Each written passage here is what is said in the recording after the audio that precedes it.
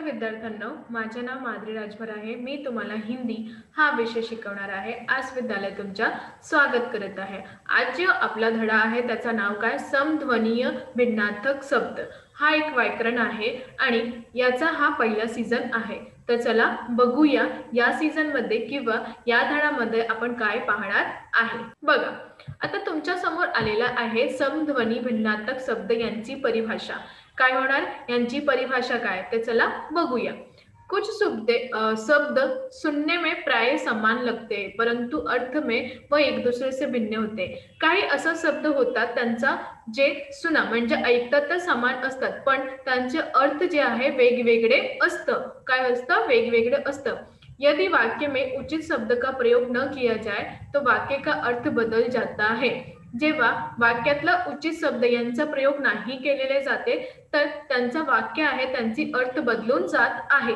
ऐसे शब्दों को समध्वनी भिन्नार्थक शब्द कहते हैं आणि याचात असं शब्द आहे त्यांना आपण समध्वनी किंवा भिन्नार्थक अर्थ किंवा भिन्नार्थक शब्द असंही म्हणतो आहे। यहाँ अर्थ सहित कुछ समध्वनियां भिन्नार्थक शब्द दिए गए हैं और वाक्यों में उनका उचित प्रयोग किया गया है। आणि इथे तुमच्या समोर काही समध्वनी किंवा भिन्नार्थक शब्द दिलेले जाणार आहे आणि या वाक्याचा तिचा उचित उपयोग किंवा प्रयोग कसा करते ते पण दिलेले आहे। तर चला बघूया। बघा, शब्द अर्थ वाक्य प्रयोग यांचा शब्द किंवा अर्थ आणि यांचा वाक्य प्रयोग कसा प्रमाणे दिलेले आहे। तर पहिला काय? अनल म्हणजे अग्नि। काय आहे? अग्नि। अनल के कारण हर वर्ष अनेक वन नष्ट हो जाते हैं। अग्नि के कारण म्हणजे अग्नि यांचा कारण हर वर्ष म्हणजे पूर्ण वर्ष काय करते? हर वर्ष म्हणजे जे पण वर्ष येतात त्याचं वन म्हणजे जंगल नष्ट होऊन जात आहे। अनिल हवा। अनिल म्हणजे काय असतात? हवा पण असतात। तर शीतल अनिल बह रही है म्हणजे थंड वारा वाहत आहे। तर याप्रमाणे तुम्ही बघितलं की शब्द एकच आहे परंतु त्याचा अर्थ वेगळे आहे आणि त्यांचा वाक्य प्रयोग पण वेगळे आहे। तुमच्या समोर कळलं की नाही? हो। तर आता दुसरा बघूया। अन्न म्हणजे अनाज आणि मानव शरीर के लिए अन्न आवश्यक है। मनुष्य यासाठी अन्न खूपच आवश्यक आहे। आता इथे बघा, अन्न म्हणजे दुसरा। तर अन्य सभी को मीटिंग से सूचना दे दो। तर याप्रमाणे तुम्ही बघितलं की जेव्हा आपण अन्न असं म्हणतात किंवा अन्य असं म्हणतात तर त्याचे उच्चारण कसं आहे? दोघं पण एकसारखंही आहे परंतु याचा अर्थ वेगळे आहे आणि त्यांचा वाक्य प्रयोग पण वेगळे आहे जो तुमच्या समोर आलेला आहे। कळलं की नाही? हो। तर अजून बघूया चला। तिसरा और तरफ। याचा और म्हणजे तरफ। तर मैंने शेर को नदी की ओर जाते हुए देखा। मी बघितले की वाघ जे आहे ते शेराच्या तीराकडे जात आहे। तर इथे बघा और म्हणजे तथा। शिर्डी और पंढरपूर दोनों महाराष्ट्र के प्रसिद्ध तीर्थ है। शिर्डी अजून पंढरपूर हा दोनों महाराष्ट्राच्या प्रसिद्ध तीर्थ आहेत। तर याप्रमाणे याचा अर्थ वेगळा आहे आणि त्यांचा अर्थ वेगळा आहे। कळलं की नाही? हो। आता चौथा बघूया। कपट छल। इंद्र ने कपट से कर्ण के कवच और कुंडल ले लिए। कपाट म्हणजे किवाड, दरवाजा। अभी मंदिर के कपाट बंद। कळलं तुम्हाला? दोन शब्द आहेत ते उच्चारण आपल्याला समोर त्यांच्या आहेत आणि ऐकता पण आपण तसेच पण त्यांचा अर्थ वेगळे आहे आणि त्यांचा वाक्य प्रयोग वेगळे दिसलेले आहेत। कळलं की नाही? हो। आता अजून बघूया। कुल म्हणजे वंश, कुल म्हणजे किनारा। तर इथे कुल म्हणजे वंश म्हणजे राम का जन्म सूर्य कुल में हुआ था। कुल म्हणजे आपली जी पिढी असतात त्यांच्यामध्ये म्हणतात आपण। आणि इथे किनाराचा म्हणजे सुबह सुबह नदी के कुल पर घूमने का आनंद अलग ही हो। सकाळी जेव्हा आपल्या नदीच्या किनाऱ्यावर जाते त्यात कुलमध्ये आपल्याला जे आनंद भेटतात ते वेगळेही असतात।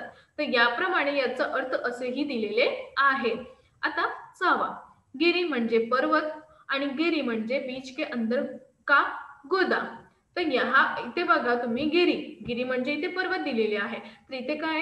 गिरी पर चढ़ने के लिए साहस की आवश्यकता होती है। म्हणजे पर्वतमध्ये आपल्याला चढायचं आहे त्यामध्ये आपल्याला साहस याला खूपच आवश्यकता असतं। तर इथे खरबूजे की गिरी पौष्टिक होती है म्हणजे बीज। तर यांची बीज कशी आहे? पौष्टिक आहे। तर याप्रमाणे तुम्ही बघितलं की एक गिरी जे पर्वत आहे आणि जे दुसरं गिरी आहे ते काय आहे, अंधरचा गुद्दा आहे. कळलं की नाही तुम्हाला?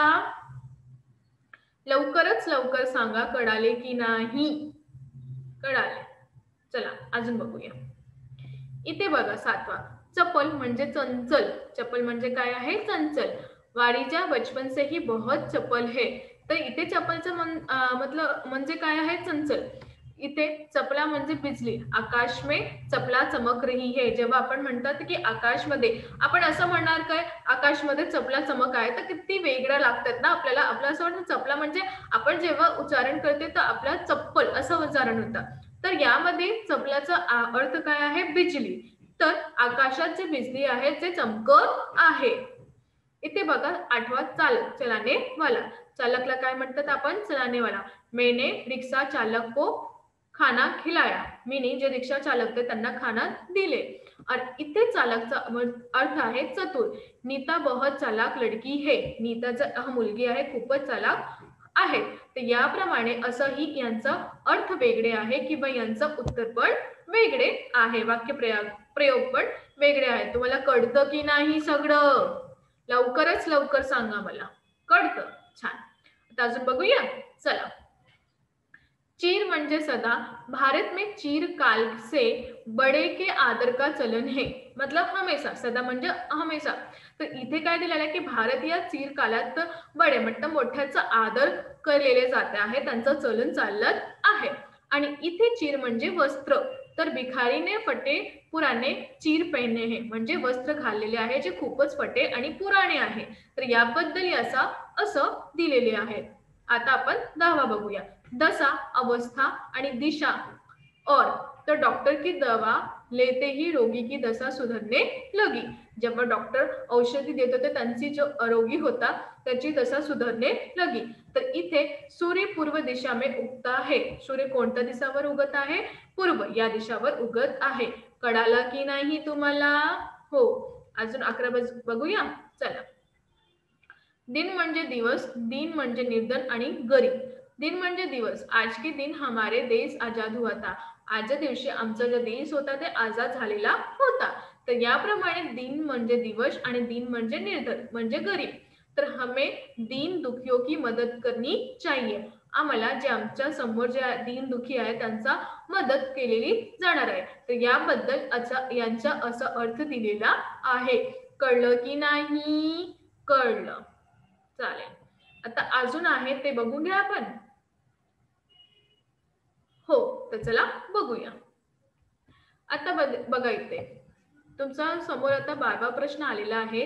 ते काय आहे, नग म्हणजे पर्वत. काय आहे, पर्वत. तर इथे पर्वतराज हिमालय का एक नाम नगपती भी है. पर्वतराज जे हिमालय आहे त्याचं नाव काय आहे, नगपती पण आहे. पण इथे नग म्हणजे काय आहे, पर्वत. आणि दुसरा जे नाग आहे त्यांना काय म्हणतात आपण, चाप. काय म्हणतात, चाप.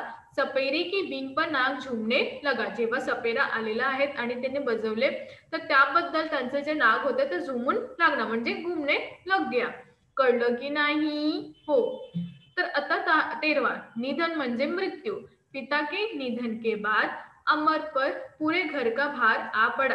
तर इथे निधन म्हणजे काय आहे, मृत्यू आहे. पण इथे निर्धन म्हणजे काय आहे, गरीब. तर याबद्दल असा जेव्हा आपण उच्चारण करतो तर त्यांचं आपल्याला ऐकल्यावर एकच उच्चारण असतात पण त्यांचा अर्थ वेगळे आहे. बघा इथे गरीब, हमारे स्कूल का माली बहुत निर्धन है म्हणजे खूपच गरीब आहेत असं प्रमाणे इथे दिलेले आहे. पाणी म्हणजे जल. पाणी मानव की दुसरी बडी आवश्यकता आहे. पाणी या मानवची दुसरी बडी आवश्यकता आहे. आता इथे बघा पाणी म्हणजे हात. पाणी में एक चक्र धारण करने के कारण विष्णु चक्र पाणी कहलाता है. तर पाणी ह्या चक्रावर धारण केलेल्या आहेत आणि त्यांना विष्णु चक्र पाणी असंही म्हणतात आहे. सर म्हणजे तालाब. सर में सुंदर कमल खिले है. त्या तालाबात सुंदर कमल खिललेला आहे. शर म्हणजे तीर. आता इथे शर म्हणजे तलाव आहे आणि दुसरा शर म्हणजे काय आहे, तीर आहे. तर अर्जुन का सर जाकर सीधे मछली की आंख में लगा. तर अर्जुन यांचं जे तीर असतात त्यांना कुठे गेला, मछलीच्या डोळ्यातून गेला आणि तिथेही लागला होता. कळलं की नाही तुम्हाला? लवकरच लवकर सांगा, कळाले की नाही? कळलं. अजून बघूया. चला. तर आपला जे हे होता हं. आपले जे शब्द असतात, की ज्यांचा अर्थ वेगळे आहे आणि त्यांचं उच्चारण एकच आहे, तर त्या हे झालेलं आहे. आता आपण यांचे काही प्रश्न आणि उत्तर बघणार आहे. तर पहिला प्रश्न आहे, रिक्त स्थानों को सही शब्दों से पूरा करो. इथे पहिला प्रश्न आहे, की ऋत्विक का ध्यान पोटली की ओर गया. कुठे गेला होता? पोटलीच्या समोर गेला होता. तर याचं उत्तर काय आहे? काय आहे याला बघून तुम्हाला लिहायचं आहे. दुसरा बघा, नाग बिल के अंदर चल गया. नाग कुठे गेला? बिलाचा आतमध्ये गेला. तर इथे नाग आणि इथे नग आहे. तर याप्रमाणे याचा वेगवेगळा दिलेला आहे. तुम्हाला याचं जे खरे उत्तर आहे ते लिहायचं आहे. तिसरा, अन्न से ही पेट भरता है. अन्य. तर इथे अन्न आहे की अन्न याचं उत्तर तुम्हाला देणार आहे, की यामध्ये सही उत्तर कोणता आहे. आता चौथा बघूया. रोगी की दशा दिन दिन पर दिन बिगड़ती जा रही है. तर इथे काय होणार? तुम्हाला द्यायचं आहे. दिवाळी के दिन सब अपने घर को सजाते हैं.